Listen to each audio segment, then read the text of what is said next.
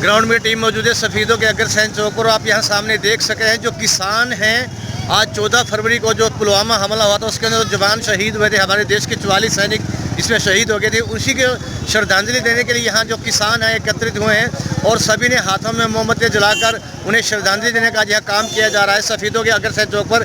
इसी कड़ी में हम बात करते हैं जो यहाँ किसान नेता हैं इकबाल सिंह, जो युवा भारतीय किसान यूनियन के युवा हल्का अध्यक्ष से बात करेंगे। इकबाल जी, सबसे पहले ग्राउंड में बहुत बहुत स्वागत है आपका। आज पुलवामा हमले में जो जवान शहीद हुए थे उनको श्रद्धांजलि देने का काम किया जा रहा है बस अड्डे पर, क्या कहना चाहेंगे अब देश की जनता को, क्या संदेश देना चाहेंगे? देखिए, जो 14 फरवरी 2019 को 3:30 बजे के लगभग जो 40 CRPF के अपना जवान जो हमारे देश के शहीद हुए हैं उनको आज आज 14 फरवरी है, उनकी याद में हम किसान यूनियन की तरफ से हम श्रद्धांजलि देने का काम कर रहे हैं। हल्का सफ़ीदों की तरफ से सभी किसान भाई यहाँ पर इकट्ठा हुए हैं। हम सरकार को यह कहना याद दिलाना चाह रहे हैं कि जो हमारा अपना संयुक्त किसान मोर्चा का वहाँ धरना प्रदर्शन चल रहा है, जो हमारे 3 काले कानून के खिलाफ चल रहा है, सरकार जिद पर अड़ी हुई है। और हम ये कहना चाह रहे हैं सरकार को, सरकार दिल्ली बॉर्डर पर तो हमारे किसान जो शहीद हो रहे हैं और सरहदों पर, हमारे देश की सरहदों पर, वो भी हमारे भाई हैं, वो भी किसान के पुत्र हैं। वो किसी ना अंबानी और ना अडानी ना किसी लीडर के पुत्र हैं, वो सिर्फ एक किसान के ही पुत्र हैं जो सरहदों पर भी लड़ते हैं और खेतों में भी जूझ कर अपने 135 करोड़ के लोगों को पेट भरने का काम करते हैं। हम उनकी याद में आज 40 जवानों की याद में अपना सफ़ीदों में कैंडल मार्च निकाल रहे हैं। तो सभी किसान भाई यहाँ पर पहुँचे हैं, तो हम उनको शहीदों को नमन करते हैं। आप किसान होकर शहीदों को, जो शहीद हुए थे हमारे देश के सैनिक, उनको श्रद्धांजलि दे रहे हैं, लेकिन जो बॉर्डर पर 300 के करीब किसान जो शहीद हो गए, जिन्होंने अपनी शहादत दे दी आंदोलन के दौरान, आज JP दलाल का एक बयान आया है। उनका कहना ये था कि अगर किसान बॉर्डर पर ना मरते तो अपने घरों में मरते, इन्हें तो मरना ही था। उनके इस बयान पर क्या कहना चाहेंगे? वो तो क्या, मैं उस बयान का मैं कोई मतलब नहीं रखता। वो घटिया, बिल्कुल घटिया इंसान है। उनको सिर्फ एक पार्टी ही रह चुकी है उनके लिए, कोई ना किसान कौम है उनके लिए और ना ही कुछ भाईचारा है उनके लिए। तो हम ये कहते हैं ऐसे आदमी को तो समाज को भी देखना चाहिए। ऐसे को हम ना नेता मानते हैं ना हम अपना मंत्री मानते हैं उनको। तो ऐसे आदमी को तो बिल्कुल समाज से, उनके जो अपने समाज है, अपना भाईचारा, उनको भी इकट्ठा होकर खापों को उनको बर्खास्त करना चाहिए। क्यों मरते?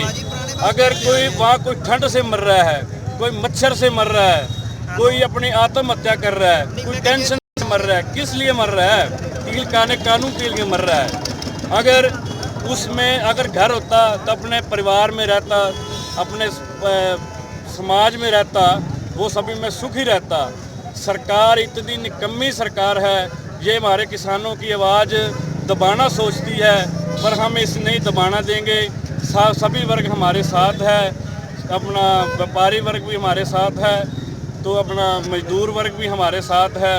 किसान तो शुरू से लगे हुए हैं। ये तो बस सरकार ने पूरी, कभी 26 जनवरी वाला लाल किले वाला प्रोपोगेंडा लगा देती है, कभी कुछ लगा देती है भी इनका बर्खास्त हो जाए आंदोलन, पर ये आंदोलन बर्खास्त नहीं होगा, ये ऐसे चलेगा। हम दिल्ली से वहाँ तभी उठ कर आएंगे जब हमारा ये 3 काले कानून वापस लिए जाएंगे। सरदार साहब, आप क्या कहना चाहेंगे? जो कृषि मंत्री हरियाणा के JP दलाल, उनका साफ तौर पर ये बयान आया है, उन्होंने ये कहा है कि ये किसान यहाँ ना मरते आंदोलन के दौरान तो अपने घरों में मरते, इन्हें तो मरना ही था। स्पीकर करो बड़े नेड़े। बताइए। पहले तो ਤੁਹਾਡੇ ਚੈਨਲ ਤੇ ਸਾਹਿਬ ਦੀ ਮੈਂ ਸਤਿ ਸ੍ਰੀ ਅਕਾਲ ਕਰਨਾ ਵੇ। ਤੁਸੀਂ ਆ ਕੇ ਸਾਡੀ ਵਾਈਟ ਠੰਡ ਹੋ, ਬਹੁਤ ਵਧੀਆ। ਜੋ ਇਹ ਆਂਦੇ ਨੇ ਨਾ ਵੀ ਜੇ राजीव दलाल लिख के आया, कल मैं उन्हों का बयान सुनिया भी ये तो घर पे मरते हैं। अरे यार तू राजनीति छोड़ दे। उनका कहना ये था कि अगर किसान बॉर्डरों पे ना मरते, इन्हें अपने घरों में था, इन्हें तो मरना ही था। इन्होंने मरना ही था ना, ये बात उन्होंने कही है। मैं बिल्कुल उनके बात जो उन्होंने विरोध किया है उस बात में विरोध करूंगा मैं उनका।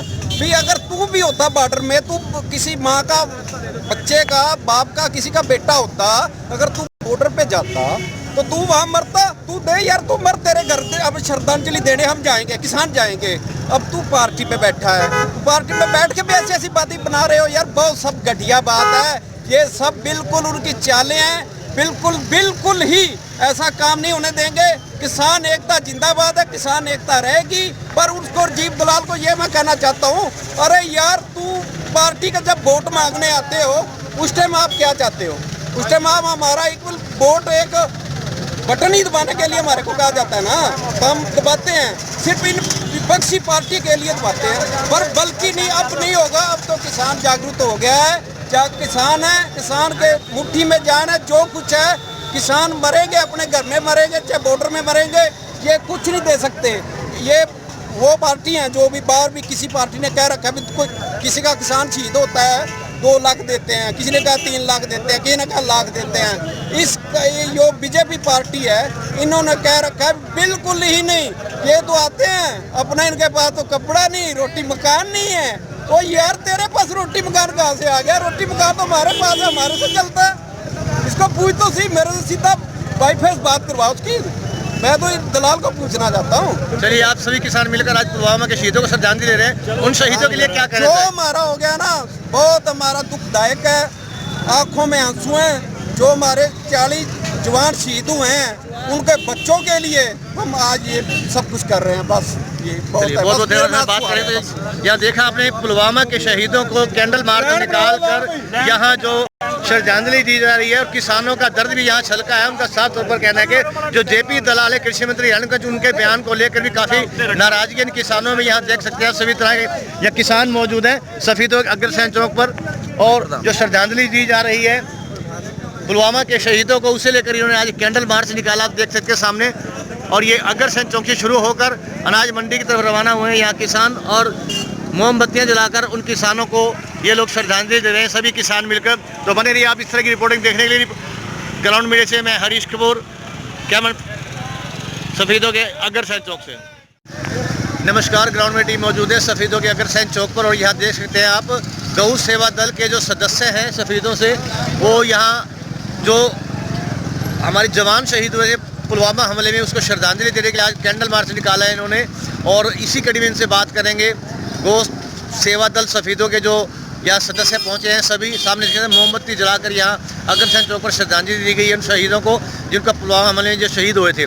क्या कहना चाहेंगे और क्या उद्देश्य है आज ये जो आपने कैंडल मार्च निकाला है? आज का दिन ये हमारे लिए ब्लैक डे था, जो कि हमारे फौजी भाई जो कि शहीद हुए हैं उनको आज हम श्रद्धांजलि देने यहाँ पर काम किया है।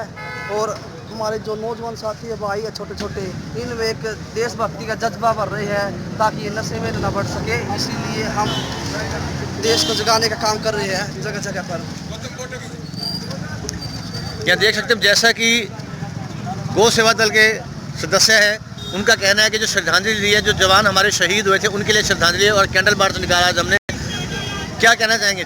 जी, आज 14 फरवरी 2019 के दिन में जो एक हमारे देश को बहुत बड़ा झटका लगा था, हमारे 44 जवान शहीद हुए थे।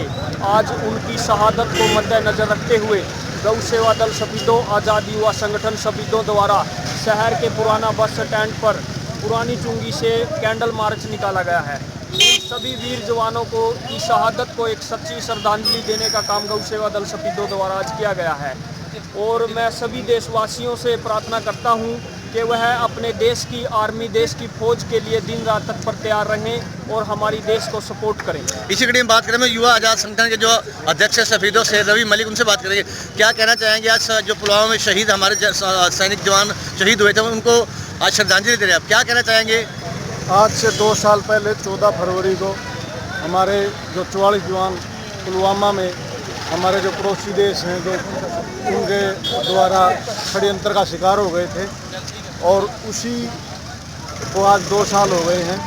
आज हम मौन श्रद्धांजलि। आपने क्या षड्यंत्र का शिकार हो गए थे? किस तरह के षड्यंत्र का शिकार हो गए थे वो? षड्यंत्र का शिकार हमारे कॉन्वॉय चल रही थी, उसके अंदर मतलब वो गाड़ी आ गई तो सभी को, देशवासियों सभी को पता है वो षड्यंत्र का शिकार हो गए थे। उस वजह से हमारे 44 जवान जो हमारे वीर जान दे करके देश के लिए शहीद होना पड़ा। लाल बहादुर शास्त्री जो पूर्व प्रधानमंत्री थे, उनका ये कहना था कि जय जवान जय किसान का नारा दिया था, लेकिन इस जवान शहीद हुए हैं और बॉर्डर पे जो देश का किसान है वो भी शहीद, काफ़ी 300 के करीब शहीद हो चुके हैं। और जेपी दलाल जो कृषि मंत्री, उनका ये बयान है कि अगर किसान बॉर्डर पर ना मरते तो अपने घरों में मरते, इन्हें तो मरना ही था। इस बारे में क्या कहना चाहेंगे? जी, इस बारे में हमारा नो कमेंट्स।